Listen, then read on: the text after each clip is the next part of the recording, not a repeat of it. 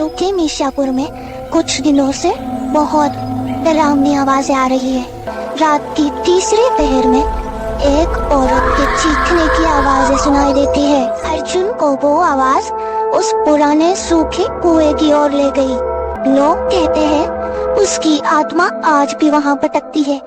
अर्जुन को कुछ समझ नहीं आ रहा था, वो बेहोश हो चुका था। कुएं के पास बेहोश देखा हमने।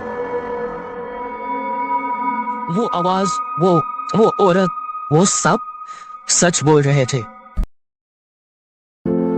जब अर्जुन को होश आया तो उसने देखा वहाँ एक चुड़ैल थी।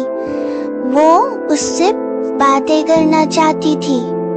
तब अर्जुन ने सोचा अगर वो यहाँ से भाग गया तो वो चुड़ैल किसी और को परेशान करेगी।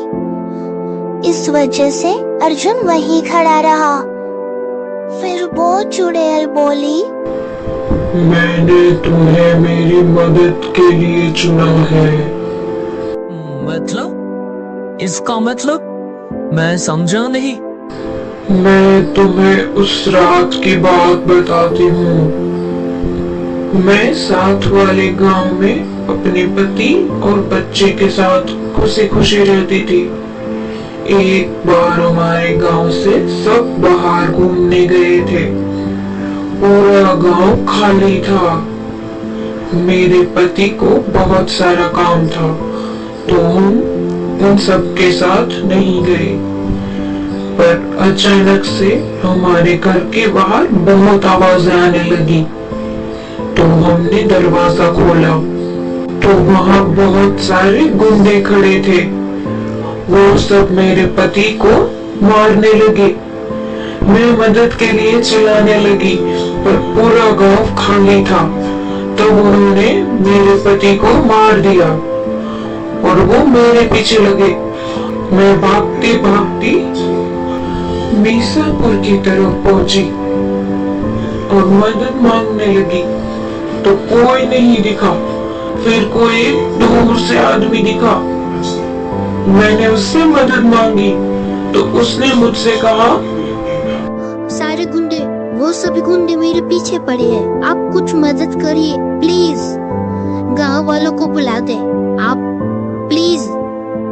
अरे इस गांव में सब सो रहे हैं, तुम चली जाओ यहाँ से। हमारे गांव में ये सब तमाशे मत करो, जाओ। फिर उस आदमी ने मेरी मदद नहीं की और गुंडे मेरे पीछे आ गए। मैंने कुएं को देखा और मैंने उस कुएं में छलांग लगा दी। ऐसे मेरी मौत हो गई और तुम्हारे गांव से किसी ने मदद नहीं की।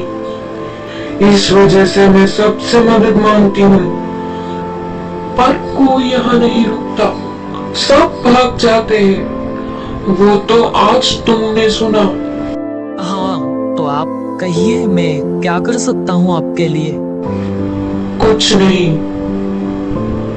आगे से बस सावधान रहना और वैसे लोगों की वजह से किसी को अपनी जान न गंवानी पड़े, वो ध्यान रखना।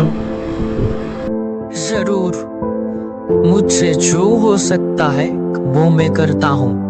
ठीक है, आज से सभी औरतों की रक्षा की जिम्मेदारी मैं तुम्हें देती हूँ।